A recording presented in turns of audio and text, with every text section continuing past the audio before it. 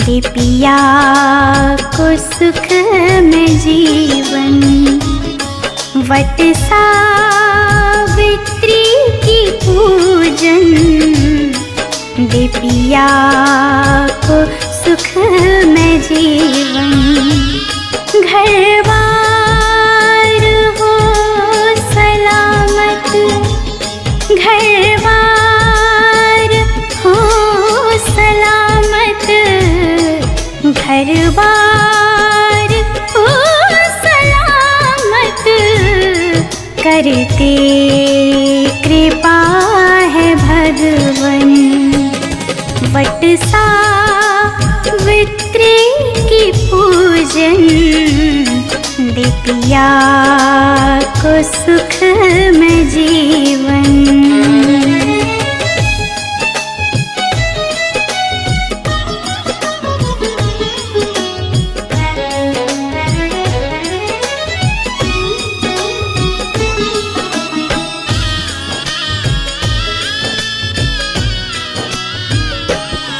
तेरी पूजा का असर था, मिला सावित्री को वर था।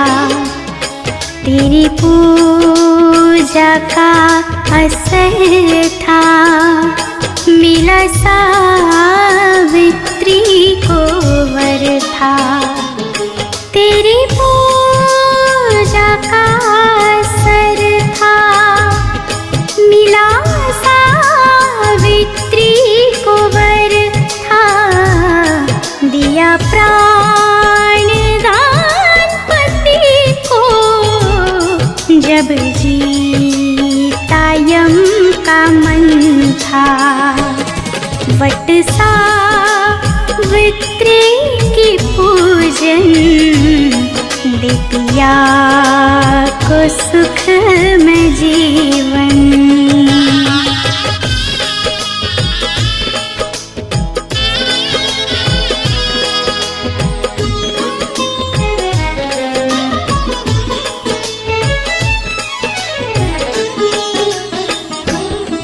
रोली सिंदूर लगा के, बरगद में धागा बांधे। रोली सिंदूर लगा के, बरगद में धागा बांधे। रोली सिंदूर लगा के, बरगद में धागा बांधे। परिक्रमा फिर लगाए, बरगद में कर जलर्पण। वट सावित्री की पूजन दे पिया को सुख में जीवन।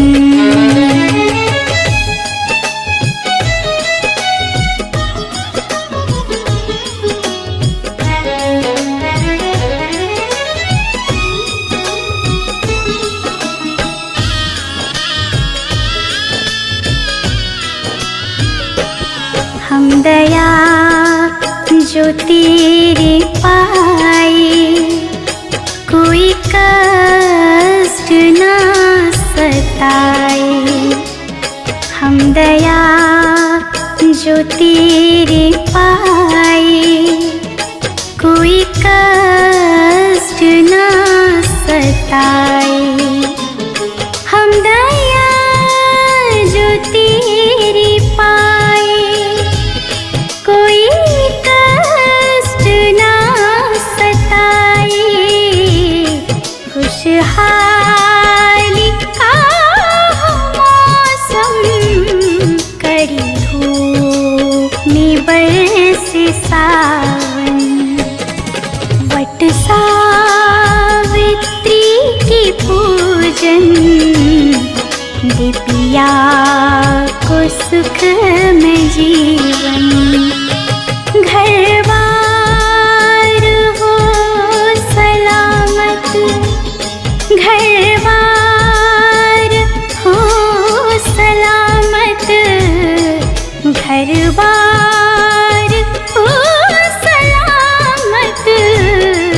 करते कृपा है भगवन। वट सावित्री की पूजन दे पिया को सुख में जीवन। वट सावित्री की पूजन दे पिया को सुख में जीवन।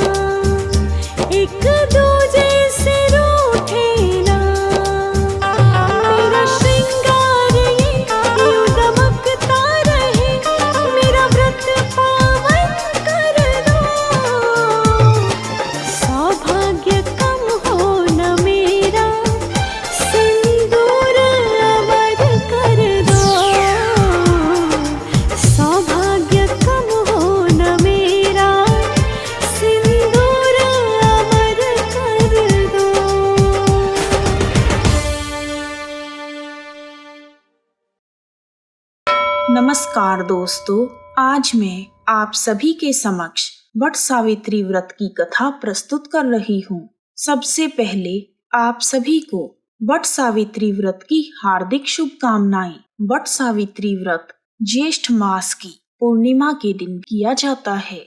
वट सावित्री का यह पावन व्रत सौभाग्य और संतान प्रदान करने वाला है। पुराणों के अनुसार वट सावित्री व्रत के प्रभाव से सावित्री अपने पति सत्यवान के प्राण यमराज से छुड़ाकर लाई थी। तभी से वट सावित्री व्रत शुरू हुआ। वट वृक्ष दीर्घायु और अमरत्व का प्रतीक है। इसकी जड़ में ब्रह्मा जी, तने में विष्णु जी तथा डालियों और पत्तों में भगवान शिव का वास होता है। इसलिए स्त्रियां वट वृक्ष की पूजा करके अपने सुहाग की दीर्घायु की कामना करती हैं तथा पूजा करते हुए वट वृक्ष की परिक्रमा के दौरान वृक्ष के तने पर सूत के धागे को लपेटती हैं। वट सावित्री व्रत कुंवारी कन्याएं भी कर सकती हैं ताकि उनका होने वाला पति लंबी आयु वाला हो। वट सावित्री व्रत की कथा महाभारत के वन पर्व में मिलती है, जिसके अनुसार एक बार वन में युधिष्ठिर ने मार्कंडेय मुनि से पूछा, हे मुनिवर, पृथ्वी पर क्या कोई और स्त्री भी द्रौपदी की तरह पतिव्रता हुई है, जो राजकुल में पैदा होने पर भी पतिव्रता धर्म निभाने के लिए वन में भटक रही हो? तब मार्कंडेय मुनि ने युधिष्ठिर से कहा, हे पांडुपुत्र, द्रौपदी से पहले सावित्री नाम की एक कन्या थी जो इससे भी कठिन पतिव्रत धर्म का पालन कर चुकी है। तब युधिष्ठिर ने मार्कंडेय मुनि से सावित्री की कथा सुनाने का आग्रह किया। मार्कंडेय मुनि बोले, प्राचीन काल में मद्र देश में एक बड़ा पराक्रमी सत्यवादी अश्वपति नामक राजा राज्य करता था। उसकी कोई संतान नहीं थी। उन्होंने संतान प्राप्ति के लिए पत्नी सहित यज्ञ का अनुष्ठान किया और मंत्रोच्चारण के साथ प्रतिदिन 1,00,000 आहुतियां दी। 18 वर्षों तक इसी प्रकार यज्ञ चलता रहा। तब ब्रह्मा जी की पत्नी सावित्री देवी ने प्रसन्न होकर राजा को वरदान दिया कि हे राजन, तुम्हें मेरे ही अंश से एक तेजस्वी कन्या की प्राप्ति होगी। इतना कहकर सावित्री देवी अंतर्ध्यान हो गई और कुछ समय बाद राजा अश्वपति के यहाँ एक दिव्य कन्या ने जन्म लिया। माँ सावित्री देवी के वरदान से पैदा होने के कारण राजा ने अपनी पुत्री का नाम सावित्री रखा। सावित्री बचपन से ही माता सावित्री की पूजा किया करती थी। धीरे धीरे वह कन्या विवाह के योग्य हो गई। एक दिन वह अपने पिता के पास गई और प्रणाम करके वहां बैठ गई। राजा अश्वपति ने सावित्री को विवाह योग्य जानकर अमात्यों से उसके विवाह के विषय में मंत्रणा की, पर उसके योग्य किसी श्रेष्ठ वर को ना देखकर पिता अश्वपति ने सावित्री से कहा, हे पुत्री, तुम अमात्यों के साथ जाकर स्वयं ही अपने अनुरूप कोई वर तलाश करो। सावित्री अपने पिता की आज्ञा के अनुसार मंत्रियों के साथ चल पड़ी। स्वल्प काल में ही राजश्रियों के आश्रमों, सभी तीर्थों और तपोवनों में घूमती हुई तथा वृद्ध ऋषियों का अभिनंदन करती हुई सावित्री मंत्रियों के साथ पुनः अपने पिता के पास लौट आई। उसने देखा कि राजसभा में देवर्षि नारद बैठे हुए हैं। सावित्री ने देवर्षि नारद और पिता अश्वपति को प्रणाम करके अपना वृतांत इस प्रकार बताया। पिताजी, शाल्व देश में द्युमत्सेन नाम के एक धर्मात्मा राजा हैं। उनके पुत्र सत्यवान का मैंने पति के रूप में वरण किया है। सावित्री की बात सुनकर देवर्षि नारद कहने लगे, राजन, आपकी पुत्री ने बाल्य स्वभाव के वश उचित निर्णय नहीं लिया। द्युमत्सेन का पुत्र सत्यवान सभी गुणों से संपन्न है, परंतु उसमें एक बड़ा भारी दोष है कि आज ही के दिन ठीक 1 वर्ष बाद उसकी मृत्यु हो जाएगी। देवर्षि नारद की वाणी सुनकर राजा अश्वपति चिंतित हो गए। उन्होंने सावित्री से किसी अन्य वर को ढूंढने के लिए कहा। तब सावित्री बोली, राजा की आज्ञा एक ही बार होती है, पंडित जन एक ही बार बोलते हैं और कन्या भी एक ही बार दी जाती है। यह तीनों बातें बार बार नहीं होती। सत्यवान दीर्घायु हो अथवा अल्पायु, निर्गुण हो या गुणवान हो, मैंने तो उसका वरण कर लिया है। अब मैं दूसरे पति को नहीं चुनूंगी। जो कहा जाता है उसका पहले विचार पूर्वक मन में निश्चय कर लिया जाता है और जो वचन कह दिया जाए वही करना चाहिए। इसलिए मैंने जो मन में निश्चय कर लिया है मैं वही करूंगी। सावित्री के ऐसे निश्चय युक्त वचन सुनकर नारद जी ने कहा, राजन, आपकी कन्या की यही इच्छा है तो इस कार्य में शीघ्रता करनी चाहिए ताकि आपका यह दान कर्म निर्विघ्न संपन्न हो जाए। इस तरह कहकर नारद मुनि स्वर्गलोक को चले गए और राजा अश्वपति ने भी शुभ मुहूर्त में सावित्री का सत्यवान के साथ विवाह कर दिया। सावित्री भी मनवांछित पति पाकर अत्यंत प्रसन्न हुई। दोनों अपने आश्रम में सुखपूर्वक रहने लगे, परंतु नारद मुनि की वाणी सावित्री के हृदय में खटकती रही। उसने पहले ही नारद जी से यह जान लिया था कि द्वादशी से चौथे दिन सत्यवान की मृत्यु होगी। जब 1 वर्ष पूरा होने को आया तब सावित्री ने विचार किया कि अब मेरे पति की मृत्यु का समय समीप आ गया है।